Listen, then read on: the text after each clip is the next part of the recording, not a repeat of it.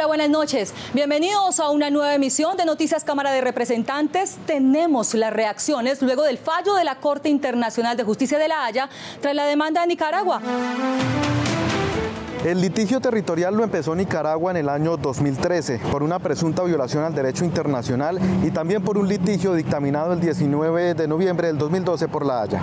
Luego de 6 meses, los jueces de la Corte Internacional de La Haya emitieron esta madrugada su veredicto. Por 9 votos contra 6, la sentencia es contundente. Colombia debe cumplir con el fallo emitido en el 2012. Por consiguiente, lo que sigue es una ejecución armónica de lo decidido de acuerdo con los parámetros establecidos por la Corte. Pero repito, para Colombia esto es un éxito muy grande. Los islotes de Serrana y Quitasueño seguirán rodeados de aguas nicaragüenses, pero existe alrededor de ellos una zona sobre la cual Colombia puede realizar acciones de control y vigilancia. Procuraremos la protección del medio ambiente marino y la continuidad de la interdicción del tráfico ilícito de estupefacientes y la lucha contra los delitos transnacionales en el área. El fallo limita por completo la pesca industrial en aguas nicaragüenses, pero no de los raizales, que podrán pescar en los lugares donde tradicionalmente lo han hecho. Así reciben esta decisión los isleños en Providencia. Pero el tema de la pesca, el tema de la sobrevivencia, el tema de la seguridad alimentaria, esa pesca, esa generación de trabajo, esa actividad ancestral que siempre se ha ejercido, veo yo la posibilidad de que en el futuro sea disminuido y hasta tenga la posibilidad de desaparecer. Eso sería muy desafortunado que llegara a pasar para nuestro pueblo de Nicorrexas. Bueno, el fallo deja claro de que se puede transitar hacia las otras áreas que estaban enclavadas sin tener ninguna situación pues de permiso, pero no obstante, para ir a otras áreas para la pesca se requiere del tratado. Congresistas expresan su opinión sobre el fallo de La Haya. Todo el pueblo colombiano debe estar unido en la defensa de nuestro mar y nuestro territorio. Respaldaremos las decisiones del gobierno nacional lideradas por el presidente Duque en la defensa de nuestra soberanía territorial. Necesitamos empezar a establecer unos diálogos de límites, de fronteras, amigables con los vecinos de Nicaragua, con el propósito de poder hacer un desarrollo de nuestra economía ancestral, de la pesca. Necesitamos una conservación, que todos hablemos el mismo idioma, que hagamos un desarrollo sostenible de nuestra reserva de biosfera. Por eso seguiré insistiendo ante el gobierno nacional esos diálogos de acercamiento con Nicaragua. La Corte Internacional de La Haya reconoció el derecho de Colombia a navegar libremente en el área para luchar contra los delitos transnacionales y el narcotráfico. El caso fue cerrado y la Corte negó la demanda de indemnización a favor de Nicaragua. Y se iniciaron también las audiencias para la elección del próximo Contralor General. Estos son nuestros titulares.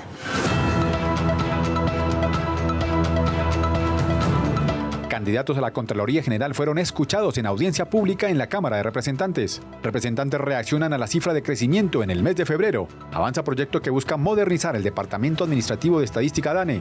Tenemos la historia de vida de James Mosquera, otro representante de las 16 curules de paz por el Departamento de Chocó. A tercer debate, proyecto de ley que elimina las corridas de toros. En audiencia pública, los 20 aspirantes a la Contraloría General expusieron sus propuestas ante la comisión integrada por senadores y representantes.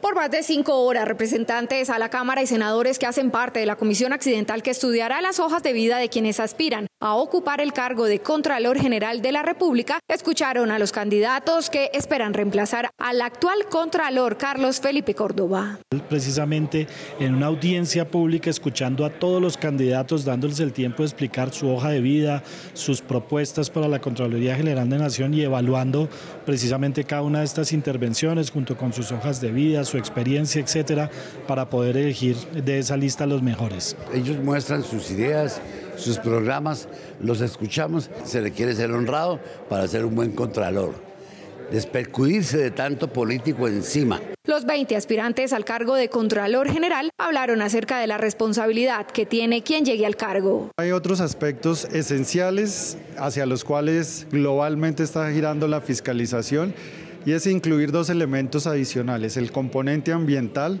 valoración de costos y daño ambiental, y todo el seguimiento e implementación de lo que es la Agenda 2030. Creo que ahí hay una responsabilidad grande y que el ejercicio de la fiscalización en Colombia también debe tener ese sello de orientación hacia un control a la sostenibilidad. Hacer unos lineamientos claros para que los servidores públicos que manejan y ejecutan el presupuesto lo hagan de una manera con legalidad y con eficiencia y que generen resultados positivos para la administración pública. Una línea fundamental es sobre todo en el cuidado de los recursos públicos, aumentar cobertura, trabajar con la población vulnerable, en la reactivación económica, escuchando aquí todos los candidatos, ¿no? Con propuestas pues, muy serias y bastante creativas asociadas al tema de cómo vigilar los recursos públicos de los colombianos. El estudio de las hojas de vida continuará durante los próximos días. La próxima semana, el 26 de abril, nos vamos a reunir los 32 congresistas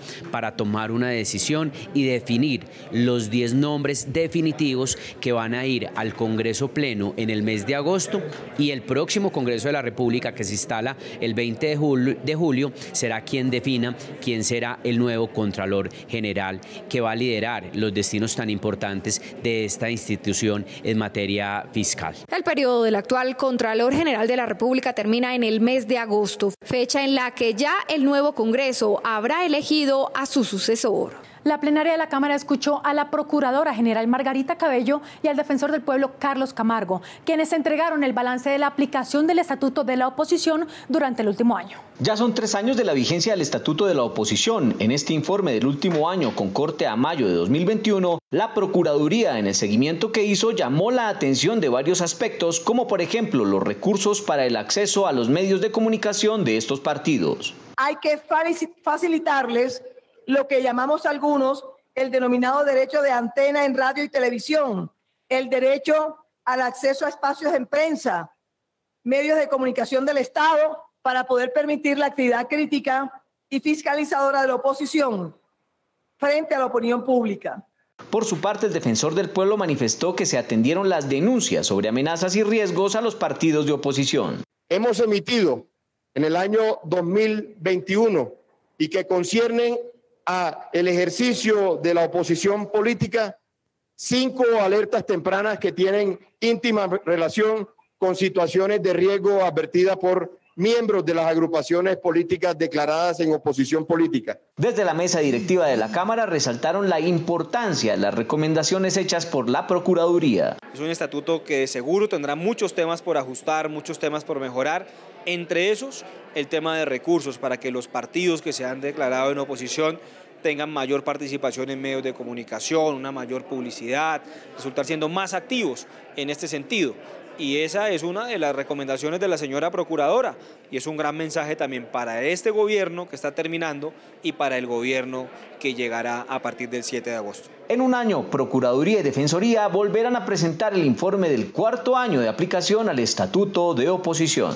En febrero, Colombia tuvo un crecimiento económico del 8.1%, cifra mayor a la registrada en el mismo periodo del año anterior. Representantes mostraron su preocupación porque esta cifra de crecimiento se ve afectada por el precio de la canasta familiar que sigue al alza. 3 actividades dieron los mayores aportes a la economía para que el crecimiento fuera del 8.1% en el mes de febrero. Estas fueron: comercio, transporte y alojamiento y servicios de comida aportaron 1.8%, seguido de las actividades artísticas, de entretenimiento y recreación con 1.3% y las actividades de administración pública y defensa, educación y salud humana 1.2%. Las cifras son bastante importantes, muy dinámicas y muestran que Colombia seguramente entre las economías de la región estará liderando en materia de crecimiento económico. Ojalá, por supuesto, esto también se traduzca en mayor generación de empleo para que al cierre de este año ya recuperemos las cifras en materia de empleo y una reducción de la tasa de desempleo equivalente a lo que teníamos en el año 2019, justamente antes del choque de la pandemia del COVID-19. Aunque la cifra de crecimiento es positiva, hay preocupación por la inflación, ya que los precios altos podrían afectar esa senda de crecimiento. Los precios de la canasta familiar se han aumentado, en muchos casos se han duplicado y a mí me preocupa mucho las personas que ganan un mínimo, ¿cómo hacen hoy para poder mantener a toda su familia, siendo que el pollo se ha aumentado, la carne se ha aumentado y sí de verdad pienso que pasan muchas dificultades. Pero indiscutiblemente una de las variables macroeconómicas a manejar tiene que ser la inflación para que los ciudadanos no vean afectada su capacidad adquisitiva y ese crecimiento económico siga en ascenso, que es lo que deseamos. Pues la verdad es que el hecho de que el Banco de la República hace un par de semanas atrás haya aumentado las tasas de interés, pues esto de alguna manera podría llegar a frenar el crecimiento económico del país. Sin embargo, el crecimiento económico se debe a factores estructurales que yo creo que por ahora se van a mantener. Aún así, el panorama es positivo, tanto que el Fondo Monetario Internacional elevó la proyección de la economía colombiana para este año. Esta semana entraron en vigencia las restricciones para los moteros que buscan disminuir la inseguridad en Bogotá. La nueva marcación en los cascos ha traído buenos ingresos para este comercio, pero los moteros y los representantes de la capital aseguran que estas medidas no disminuirán la delincuencia. La medida fue tomada por la Administración Distrital para reducir las cifras de delitos cometidos utilizando este medio de transporte, que en lo corrido del año se ha incrementado alrededor del 40% con respecto al año anterior. La inseguridad en Bogotá no se resuelve con medidas policivas, con bota militar, con persecución a quienes trabajan o utilizan medios de transporte para ir al hogar o hasta llevar a sus hijos al colegio. Hoy la problemática de inseguridad se obedece al incremento del desempleo, la pobreza y la desigualdad. De todas maneras, validar y rescatar que fue fruto de un acuerdo en el que estuvieron los dos actores en esta necesidad y sobre todo que va a ser un aporte para los ciudadanos en Bogotá, porque el mayor problema de nuestra ciudad, infortunadamente, es la inseguridad y en ella todos debemos aportar. Las medidas de la alcaldesa son pañitos de agua tibia que terminan incomodando a la ciudadanía y no logran ningún impacto frente al crimen. Aquí lo que se necesita es fortalecer a la policía, dotarla de tecnología, fortalecer la inteligencia al servicio de la fuerza pública y con eso vamos a empezar a ver un cambio en Bogotá. Del año pasado a este año hablemos de los hurtos. Cada hora se cometen 12 hurtos en la ciudad de Bogotá, hurtos a personas, 27.000 de enero a abril de este año, hurto a motocicletas, más de 12.000. Entonces las cifras van en aumento y la pregunta que yo quisiera hacer es más bien la alcaldesa como jefe de la policía, ¿qué está haciendo para articular? Lo que hace la alcaldesa de restringir derechos es simplemente vergonzoso. No va a ayudar absolutamente en nada y todo porque no tiene vocación de ser lo que le prometió a los colombianos y a los bogotanos, la primera policía de la ciudad. Los motociclistas no están conformes con la medida. Para la mayoría es un gasto innecesario que no resuelve los problemas de seguridad en la capital. Según ellos, el negocio solo beneficia a los que se dedican a marcar cascos. Es una medida muy buena porque ya muchas de estas placas se veían deterioradas porque ya no se veían bien, tenían placas con diseño que obstruían la visibilidad pues, de la placa del vehículo. Muy buena la norma, se han incrementado mucho las ventas, todo el mundo ahorita pues, está buscando las placas para evitar una infracción, un comparendo. Debería tenerse en cuenta muchas otras más cosas que en realidad afectan como tal al motociclista y al ciudadano y no inventar normas como tal por X o Y administración. O sea, no creo que esto funcione, porque el que roba y utiliza la moto para robar no lo va a dejar de hacer. Esto ya lo convirtieron, fue como usted se puede dar cuenta, en un negocio ¿para qué? Para el personal que hace la marcación de casco. Al principio pidieron la marcación del casco, pero entonces nunca explicaron que tienen que llevar un guión. Ahora están exigiendo de que tienen que llevar un guión, o sea que los que ya marcaron perdimos la plata y nos toca nuevamente volver a hacer la respectiva marcación. Los representantes esperan la fecha para adelantar el control político a la alcaldesa de Bogotá, pues consideran que el tema debe abordarse con políticas públicas de fondo y no con medidas de emergencia. Estas son otras noticias en la Cámara de Representantes. La Comisión Tercera de la Cámara aprobó en primer debate el proyecto que busca modificar el impuesto a la sobretasa de renta al sector financiero y el impuesto al patrimonio para destinar dichos recursos a los colombianos más afectados por la pandemia. La iniciativa es liderada por los partidos de oposición. Este proyecto de ley busca básicamente que los que más tienen aporten un poco más, como primera medida. Los bancos y digamos que de alguna manera también todas las sociedades nacionales y extranjeras y similares que pueden aportar un poco más y que tienen patrimonios líquidos mucho más grandes o superiores a 5.000 millones. La prohibición de las corridas de toros, novilladas y becerradas en el territorio nacional podría ser una realidad tras la aprobación en segundo debate del proyecto de ley que así lo considera. Para mí es una burla, una falta de respeto con los animales. ¿Para qué torturar a un animal? ¿Para qué uno satisfacerse en la tortura de un animal, de un ser vivo? No es necesario. Nada que tenga que ver con la muerte de un animal que sirva para divertirnos de una manera fea el ser humano no debería permitirse ni en Colombia ni en el mundo. Un proyecto absolutamente esencial para defender la dignidad de los animales en Colombia, un proyecto que nos aleja de prácticas caducas y arcaicas que no pueden ser aceptadas en nuestro tiempo. El maltrato animal de ninguna manera puede ser considerado cultura en un país que quiere transitar hacia la paz y hacia la no violencia. Esperemos que el Senado de la República le cumpla al pueblo colombiano y a los animales de nuestro país, como lo hizo hoy la Cámara de Representantes. El representante de la Cámara, León Freddy Muñoz, radicó proyecto de acto legislativo con el que busca que el Internet sea un derecho fundamental para toda la ciudadanía, de tal manera que el Estado le garantice cubrimiento de red, en especial a los más vulnerables de la Colombia profunda. A ver, este mundo viene cambiando. Ahorita la mayor parte de las cosas se hacen desde la virtualidad. La pandemia mostró la fragilidad que tenemos en este país con respecto al Internet. El estrato 1, más del 80% no tiene Internet.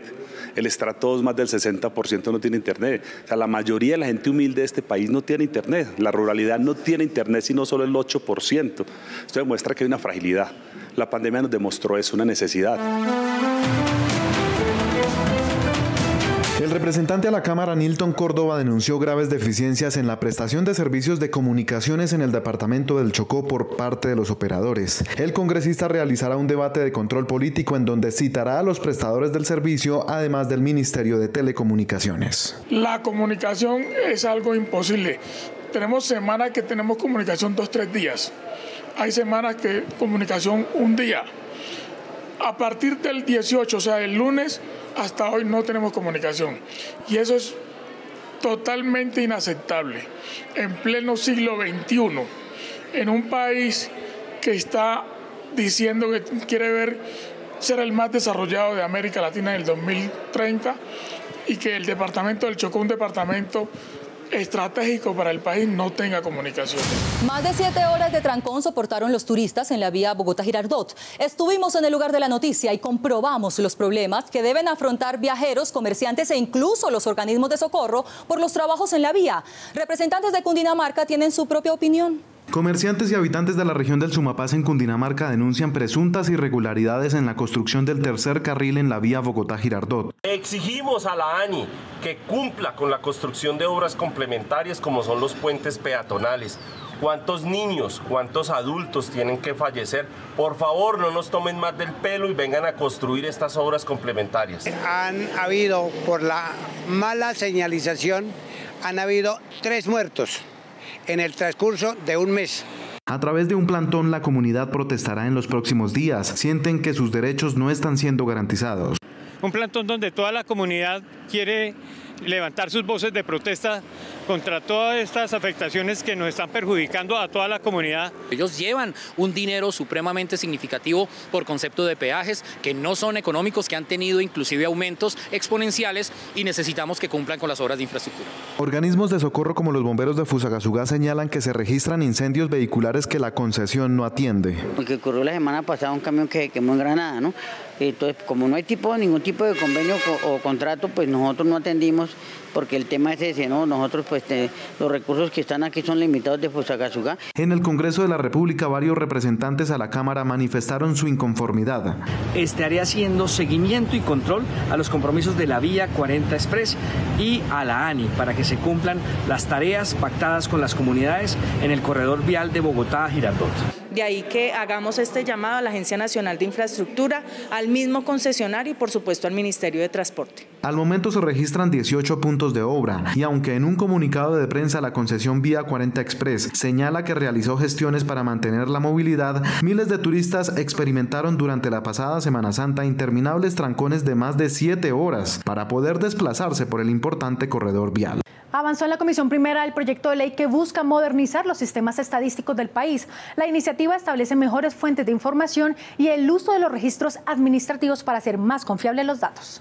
La Comisión Primera de la Cámara de Representantes aprobó para su segundo debate proyecto de ley que busca reformar estructuralmente al Departamento Administrativo Nacional de Estadística. Esa reforma es una reforma integral para fortalecer las estadísticas oficiales que garanticen independencia del órgano rector de las estadísticas en cabeza del DANE, independencia en el nombramiento y en los procedimientos de convocatoria para elegir director del DANE en nuestro país e igualmente transparencia en la conformación de la estadística, en la formación de la estadística y en la transparencia en la difusión y en la comunicación que se dé de las estadísticas tanto para uso público como de particulares en Colombia. Creemos que elevar a rango de ley los derechos, los deberes y la conformación de toda la institucionalidad estadística son una herramienta fundamental para que las buenas prácticas en materia de rigurosidad, calidad, precisión e independencia técnica permitan que la sociedad colombiana confíe en las estadísticas oficiales como estadísticas que son generadas por una agencia del gobierno nacional, pero que no son el reflejo exclusivo de lo que sucede en materia de política pública por el gobierno nacional, sino que incluyen a toda la sociedad e incluyen al sector privado, a la sociedad civil, a las minorías étnicas y a los pueblos o poblaciones históricamente invisibilizados en nuestro país. Así que buscando fortalecer los mecanismos de transparencia y demás herramientas de participación ciudadana que le brindarán mayor tranquilidad a los colombianos con respecto a los datos que maneja el DANE, esta iniciativa pretende salvaguardar la integridad de las personas, fortalecer el control social y garantizar el uso adecuado de la información de todos los colombianos. James Mosquera es otro representante electo por las Curules de Paz que llegará a ocupar un puesto en la Cámara de Representantes. Su historia de vida se la presentamos en el siguiente informe. James Mosquera llega a representar 12 municipios priorizados del Chocó y 2 de Antioquia. Su relación directa con los factores de violencia empezó desde muy joven. Justamente estudiando Derecho acá en Bogotá. Eso fue en el año 1988, cuando la persona que gastaba mis estudios, mi hermano Edgar Mosquera, era agente de la policía y fue asesinado por la guerrilla de la FARC en Antioquia. Participó como abogado defensor de las víctimas de la masacre de Bojayá y este hecho también le significó un nuevo episodio de violencia. En el año 2002, cuando sucede la masacre de Bojayá, como abogado de que yo fui de las víctimas de Bojayá, fui amenazado por personas que se identificaban como representantes o delegados de varios generales del ejército. Sabe que desde el Congreso tiene una tarea enorme para con las víctimas y que en su comunidad esperan resultados pronto. Hemos creado la bancada de la paz para no tener un solo representante en el Chocó, sino 16. Y esto mismo va a operar en el Cauca, en Nariño, en el Putumayo, en todos los departamentos priorizados de la costa norte y en todo Colombia. Y nos anticipó cuál será el primer acto político de esta bancada. Radicar el proyecto más importante de la historia de Colombia tal vez, y es la creación del Ministerio de la Paz y la Reconciliación. Esto porque realmente las víctimas necesitamos ser reparadas de manera inmediata e integral. La presidenta Jennifer Arias recibió a los consejeros de juventud elegidos recientemente. Se busca socializar los proyectos a favor de los jóvenes. La presidenta Jennifer Arias orientó a estos jóvenes para que prioricen y trabajen en las necesidades a corto plazo de sus comunidades y los felicitó por el interés que están mostrando de participar en política. Los jóvenes le expresaron sus ideas y proyectos. Lo que más me gustó de la reunión es, todos los consejos que ella nos dio, primero como joven y como mujer, en el marco de la construcción de una agenda para la juventud, que nos brindó muchas ideas y además un espacio donde pudimos expresarnos, tanto ella como nosotros. Soy joven y soy mujer. Ser consejero ya es un reto Nosotros no tenemos un precedente, nosotros estamos construyendo para los jóvenes que vienen. Muchas veces hay cosas que no sabemos y que debemos esforzarnos mucho más por lograrnos. Entonces, digamos, una de las prioridades es la participación juvenil. Los temas prioritarios vendrían siendo la salud mental, el apoyo en cuanto a la empleabilidad y el emprendimiento de los jóvenes y también la participación en cuanto a las juventudes de los espacios que está brindando pues la administración. Uno de los puntos clave que resaltó la presidenta en esta reunión es la invitación a los jóvenes a construir país reconociendo las diferencias y que ella es un ejemplo de juventud y liderazgo femenino. En estos 4 años los consejeros trabajarán para incentivar a las nuevas generaciones a luchar por sus derechos. En Argentina se reunieron los congresos de la Unión Europea y el Parlamento Andino, conocido como Eurolat. Temas como la guerra en Ucrania, migración, equidad de género, entre otros, fueron tratados por los congresistas. El representante por Colombia fue Oscar Darío Pérez, del departamento de Antioquia. El representante resaltó los beneficios que ha traído esta organización para Latinoamérica. Producto de esta integración, muchos países de América Latina no necesitan visa para viajar a Europa. Producto de esta integración, la inversión de los países europeos en América Latina es gigantesca. Producto de esta integración son nuestras relaciones comerciales. Por su parte, el eurodiputado enfatizó en las relaciones binacionales. Por eso creo que es tan importante la relación entre la Unión Europea y Latinoamérica, por eso lo creemos y por eso creemos que el diálogo parlamentario como este es importante. Por eso creemos que los acuerdos de asociación son herramientas útiles, por eso creemos que deberíamos de recuperar los espacios de los primeros ministros y de los presidentes mediante las cumbres Unión Europea-CELAC. Por eso animamos a la integración regional de Latinoamérica, porque sería más fácil trabajar conjuntamente como bloques con integración regional en Latinoamérica. Durante 4 días también se discutieron temas como plataformas digitales, medio ambiente, trata de personas, seguridad, narcotráfico, blanqueo de dinero, entre otros.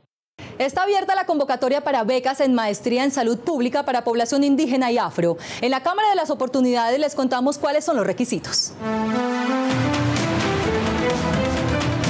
La convocatoria Ponencia Étnica en Salud Pública 2022, dirigida a población indígena y afrocolombiana, lanzó 15 becas para realizar la maestría de Salud Pública en la Universidad de los Andes durante el segundo semestre de este año. Los requisitos para aplicar a la convocatoria son demostrar y soportar experiencia profesional en salud pública, disponibilidad de tiempo para cursar el programa, tener disponibilidad y financiación para viajar o establecerse en la ciudad de Bogotá durante el ciclo de formación. Es muy importante manejar como segunda lengua el idioma inglés. Las inscripciones estarán abiertas hasta el 25 de abril por medio de la página de la Corporación Manos Visibles www.manosvisibles.org/es/. Nos vamos, pero antes les recordamos que la próxima semana tendremos una edición especial porque la Cámara legislará en favor de los niños. Nosotros lo informamos, tendremos el debate sobre la moción de censura contra el ministro de Defensa Diego Molano. Como siempre, gracias por su sintonía.